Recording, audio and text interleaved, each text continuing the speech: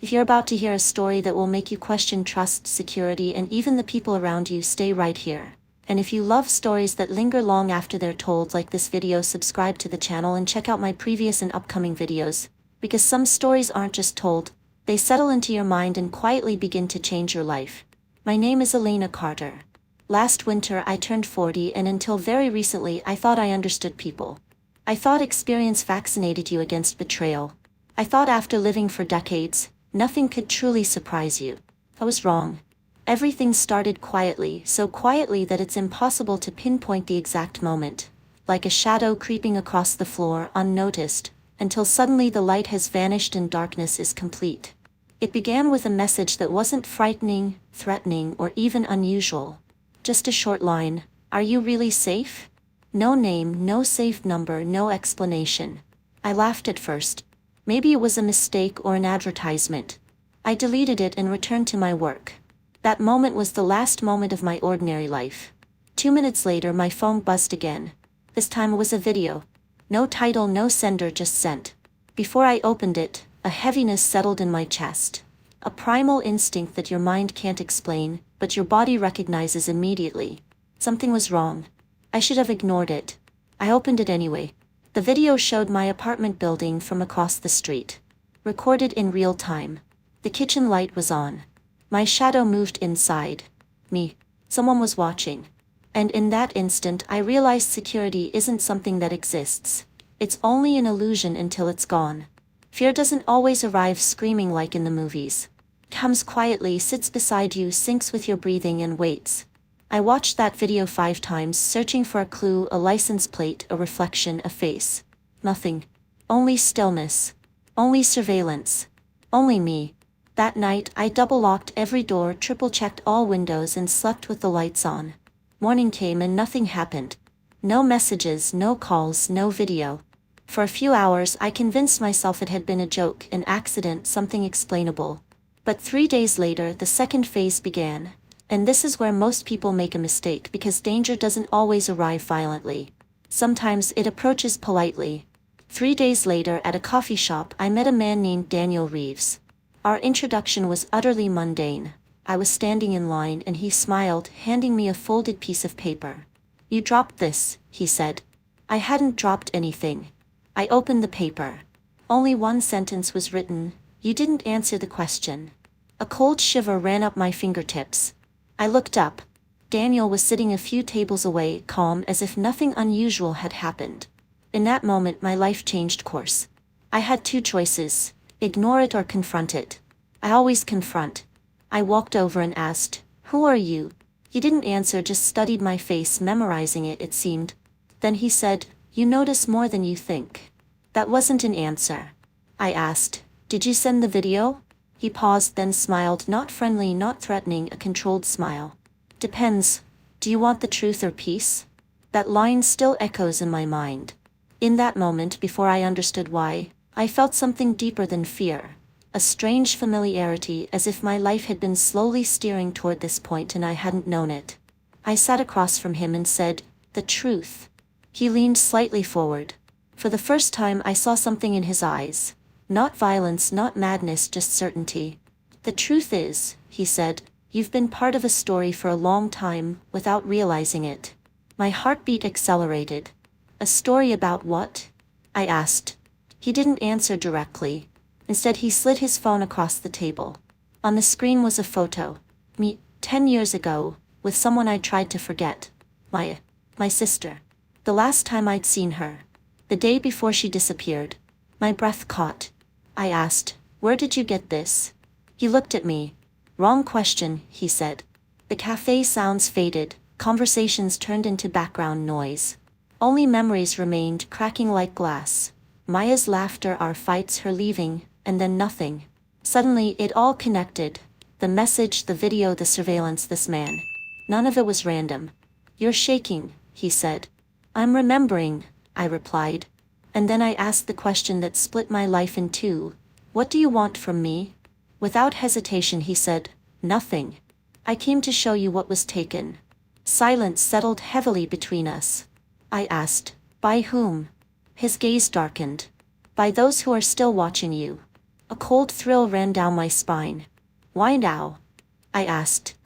He paused, then said softly, "Because they believe you're ready to understand what happened to your sister." That moment divided my life into before and after. Before that conversation and after. Because when you seek the truth, you don't just uncover the past. You strip everything bare. People, relationships, yourself. Over the following weeks, I discovered truths that shattered my trust in the closest people in my life. I realized that some lies aren't told to hide mistakes. They're crafted to protect a bigger secret. And the worst part wasn't discovering who lied. It was gradually understanding that this story wasn't really about Maya. It was about me. I just hadn't reached the point of realizing it yet. Daniel was neither savior nor enemy. He was a door. And I had walked through it not knowing what awaited on the other side. And this is the moment, my viewers, where I need to share something that sets this video apart from any other you've watched. Because this isn't just suspense or mystery. It's a mirror. As you follow this story, you'll see patterns in trust choices, and the quiet betrayals that happen around you and maybe even within you. And for that, I thank you for staying this far with me. Make sure to subscribe, and if you haven't already, explore my previous videos. Some of the truths you think you know might just appear in them in ways you never expected.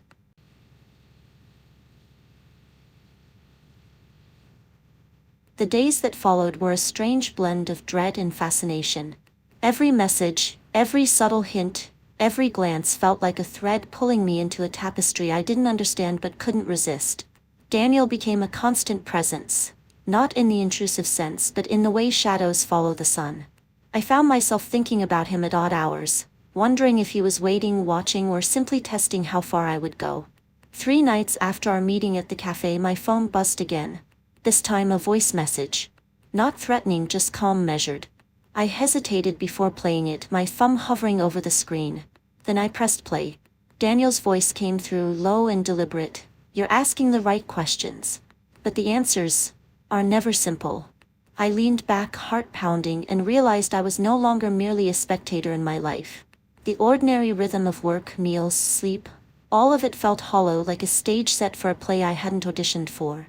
The city outside continued in oblivion, unaware that one woman's life was tilting toward an abyss of truth she hadn't yet imagined. I met Daniel again the next evening.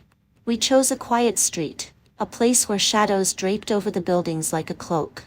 He handed me a folder. Inside were photographs, documents, and a map of my own city. Pinpoints marked areas I had frequented, almost as if someone had been observing my life for years. "Do you see now?" he asked. "This isn't about fear. It's about attention. About noticing what others ignore." And there it was, the advantage of being aware, the value of paying attention. That moment crystallized something I hadn't realized before. Most people live in a bubble of convenience, unaware of the patterns, the motives, the small threads that connect seemingly random events. But noticing, really noticing, changes everything. It separates you from the crowd, puts you one step ahead, and sometimes, it's the difference between safety and danger. That, I realized, was the unique thread that this story was giving me, and giving you if you pay attention. We walked side by side, through streets lit by sodium lamps, shadows stretching long behind us. He spoke without looking at me, as if he were narrating a part of the world I had never truly seen. "Your sister wasn't just lost. She was taken. And everyone who mattered, or seemed to, played a role. Some out of love, some out of fear, and some because they were blind." The cold air stung my lungs, but I welcomed it. For the first time, fear and clarity coexisted. I felt alive in a way I hadn't in years. It was like stepping into sunlight after a long winter. Painful, bright, undeniable. That night I went home and examined the folder again. Notes, dates, observations, each one meticulous. And then it hit me. Daniel wasn't just guiding me. He was showing me a mirror, reflecting not only the world around me but the choices I had made, the blind spots I had ignored. Every lie I had accepted, every small omission I had overlooked, they were part of the story too. By the second week I began noticing patterns outside the folder. People who had seemed ordinary, harmless, or even friendly revealed nuances I had missed. A barista's glance, a colleague's pause, a neighbor's gesture. Little things that seemed inconsequential now carried weight, significance. I began journaling everything, every observation, and suddenly my life was no longer random chaos. It had structure. a logic that I was only beginning to decipher. Daniel watched me do this, his eyes quiet, almost approving. "You're learning faster than I expected," he said one evening. "That's the value of paying attention. Most never see what's in plain sight until it's too late." And that, I realized, was the essence of this chapter of my life. Not the fear, not the threats, not even the mysteries, but awareness. The capacity to notice, connect, and act before circumstance forces your hand. As I reflect on those weeks, I am grateful to the unseen forces that pushed me out of complacency. I also want to thank you, my viewers, for staying with me this far. Every story I share isn't just entertainment, it's an invitation to see, notice, and understand. Make sure you check out my previous videos. Some of the lessons and patterns you'll encounter here are hidden in them, waiting to connect with what you're seeing now. And if you haven't yet, subscribe to the channel because the journey is far from over, and you won't want to miss what comes next.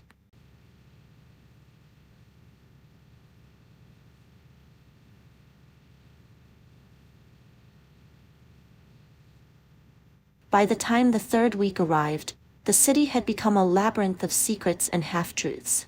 Every step I took, every face I passed, seemed layered with hidden meanings. I could no longer walk down a street without scanning the surroundings, noting shadows, observing movements, reading intentions. And yet it wasn't just fear that propelled me forward. It was curiosity, that relentless drive to understand what had happened to Maya, what had been hidden from me, and why. Daniel's presence was constant, yet always measured. He never overstepped, never imposed.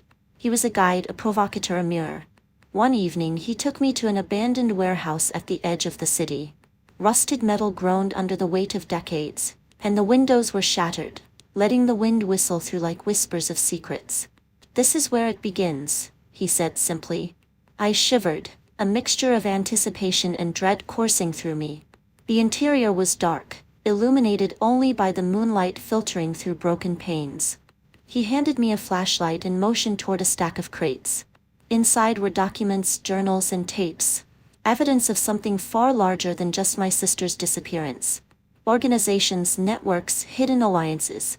People I had trusted, people I had known all my life, their actions suddenly reframed in a new, sinister light. "What is all this?" I asked, voice barely above a whisper. "Perspective," he replied.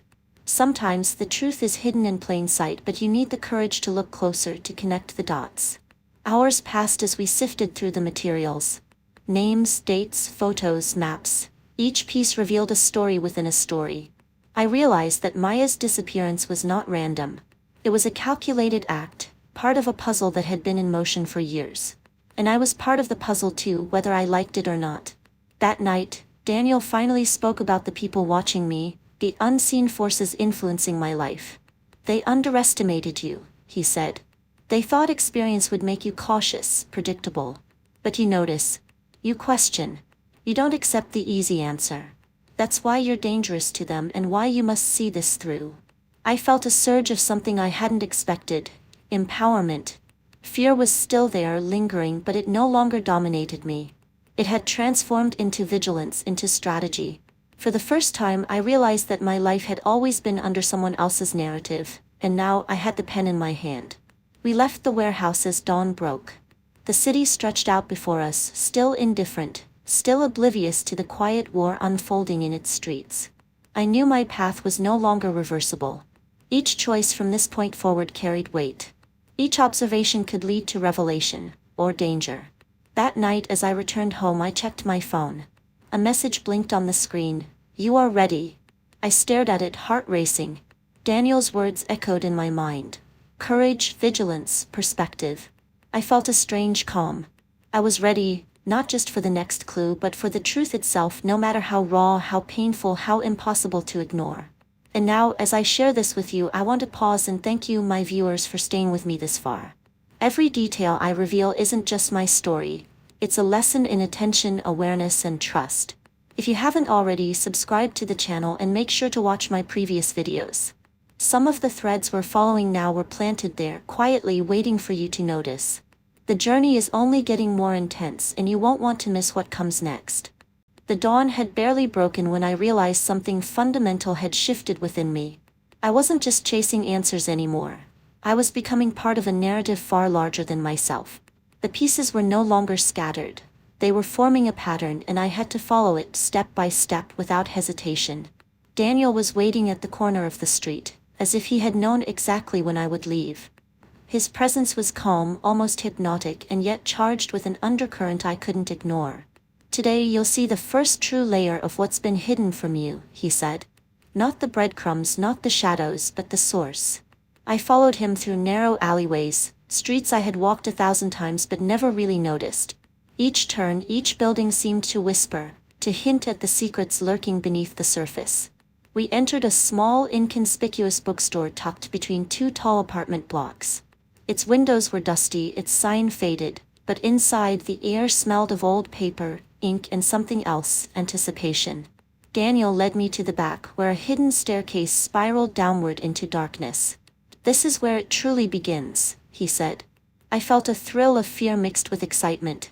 The basement was lined with shelves containing files, tapes, photographs, evidence meticulously collected over decades. And in the center, a large table displayed the first piece that truly struck me: a journal bound in worn leather.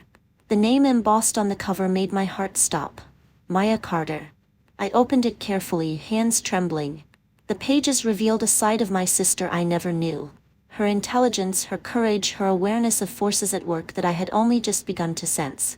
Every entry was a step toward uncovering a dangerous truth. Every note a warning I had failed to heed. The journal chronicled secret meetings, cryptic encounters, names and dates that mapped out a network of influence that extended far beyond our immediate lives. As I read, a sudden noise made me look up. A figure stood at the doorway. Another watcher, someone I had never seen before, silent, observing. My heart raced. Daniel's hand brushed mine, steadying me. "Do not show fear," he whispered. "They feed on hesitation. Only clarity can protect you now." Hours passed as I absorbed every detail. The depth of deception, the precision of the surveillance, the manipulation of even the people I had trusted most. It was overwhelming. And yet I felt a strange empowerment. Each revelation, each hidden truth, was a piece of armor. Knowledge was no longer just power. It was survival. Before we left, Daniel handed me a small envelope. Inside was a single photograph. My own apartment building, the same view I had once thought secure, but now marked with subtle signs I had never noticed. "This is your reality now," he said. "You are being watched, but awareness is your weapon. And soon you will understand why this is personal." That night as I returned home I couldn't sleep. Every sound seemed magnified, every shadow a potential threat. But alongside fear there was determination. I had crossed an invisible threshold. From ignorance to vigilance, from passivity to action. The journey was no longer optional. And to you, my viewers, I want to say this. What you are witnessing isn't just a story. It's a lesson in observation, in courage, in understanding that the world is rarely as simple as it seems. If you've stayed with me until now, thank you. You are part of this exploration, this unmasking of truth. Make sure to subscribe and don't miss my previous videos.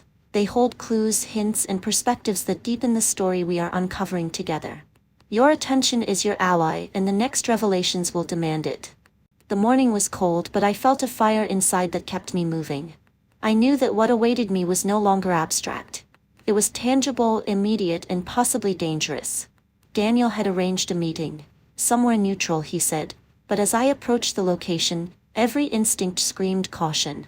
The cafe was small, almost empty, with a faint smell of roasted coffee beans lingering in the air. A single chair at the corner table was pulled out, and Daniel was already seated, his eyes scanning every corner as if reading invisible lines of information in the room. "They know you're looking for answers," he said without preamble. "And they don't like it." I sat opposite him, trying to steady my heartbeat. "Who are they?" I asked. His gaze pierced through me. "Names are unimportant right now. What matters is their reach and the fact that they've been watching you since before you even knew Maya was missing. You've been part of their puzzle all along." I swallowed hard. The weight of his words pressed on me, but I forced myself to stay calm. "So everything, the messages, the videos, the surveillance, it's all them?"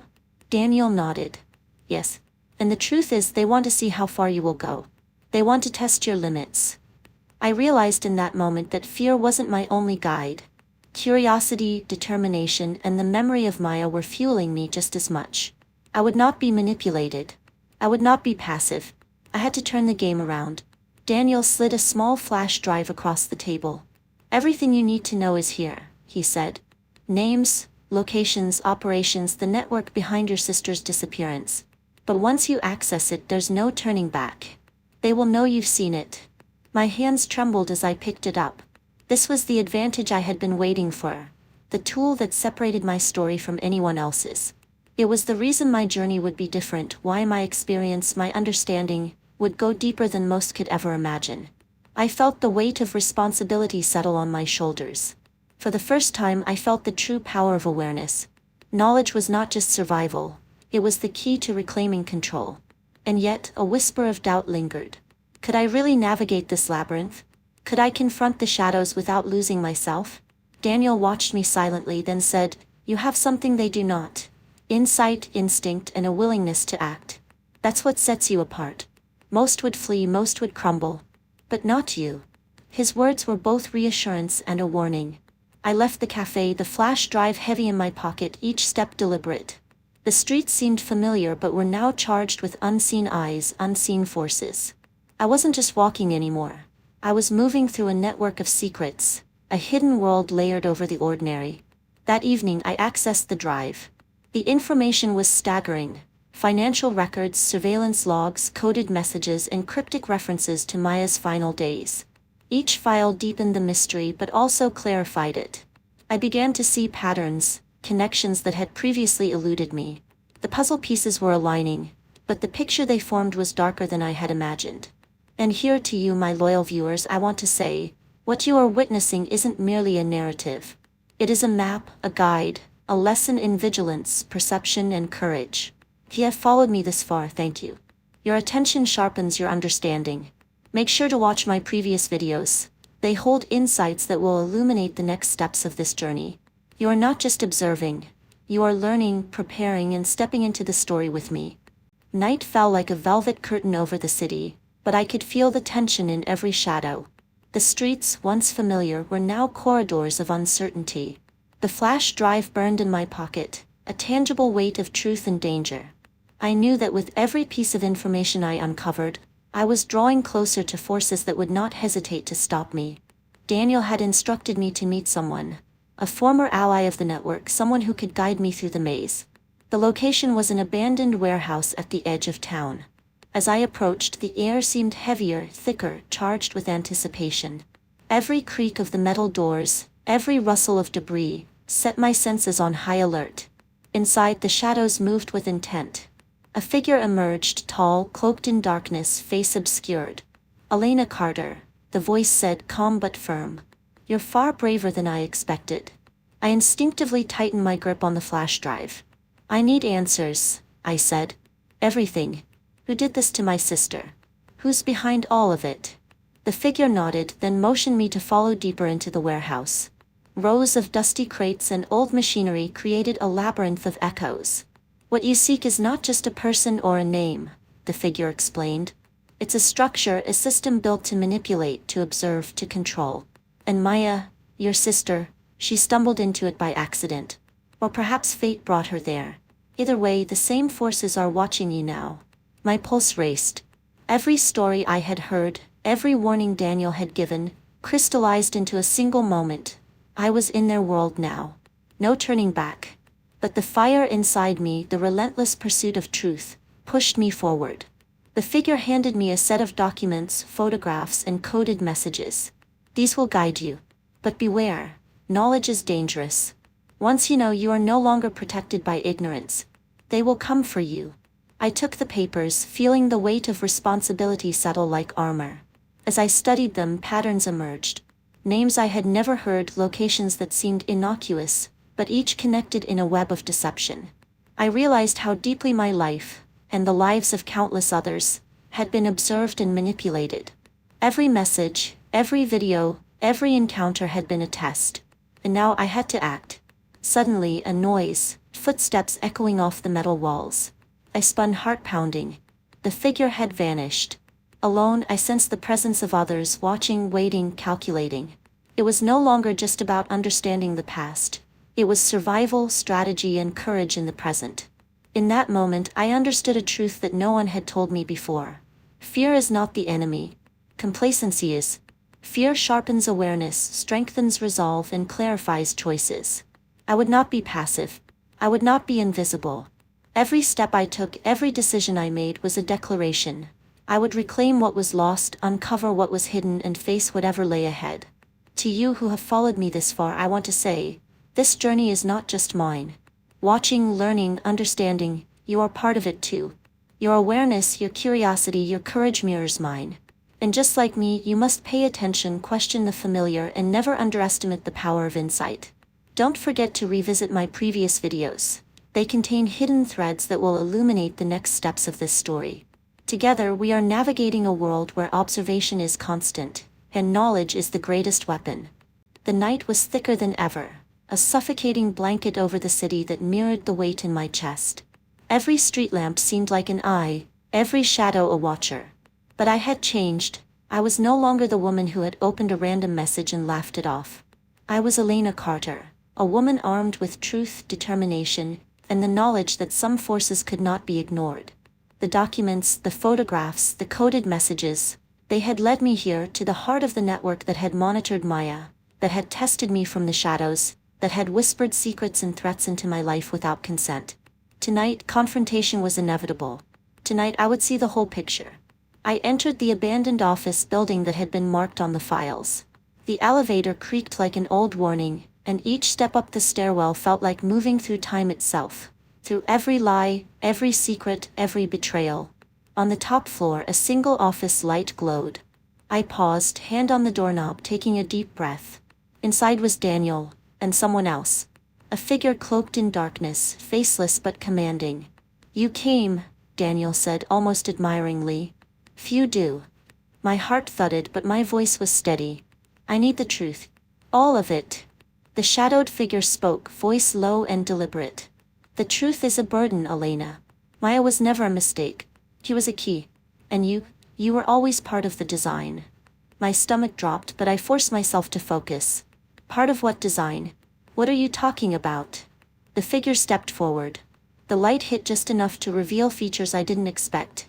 Calculating, human, but somehow untouchable. Control. Observation. Bernie. Maya discovered the truth too soon. You've learned what others never will. That knowledge, courage, and awareness, they are dangerous to us. That is why we watched. That is why we tested. I took a step forward, gripping the flash drive. "I am not afraid of you. I'm not afraid of the truth. I will expose what you've hidden." Daniel's eyes flicked between me and the figure. "It's not that simple. Once you go public, there's no turning back. They'll come for you." I looked at him, my resolve hardening. "Let them come. I will no longer be silent, I will no longer be passive, and I will not allow fear to dictate my life or anyone else's.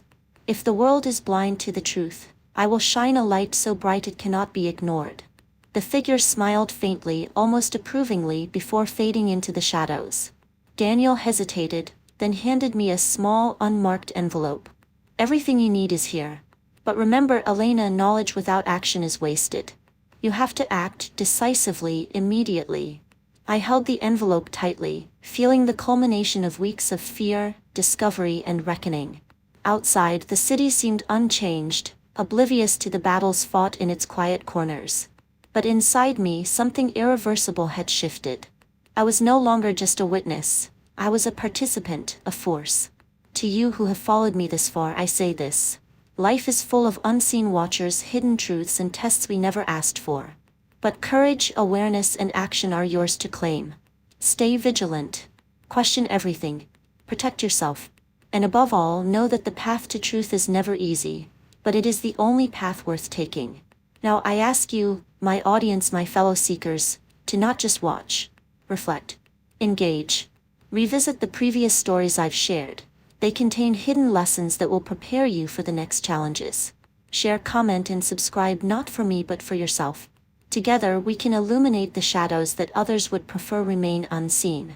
Together we turn fear into knowledge and knowledge into power. Because in the end, Elena Carter is not just a story. She's a choice. And the choice is yours too.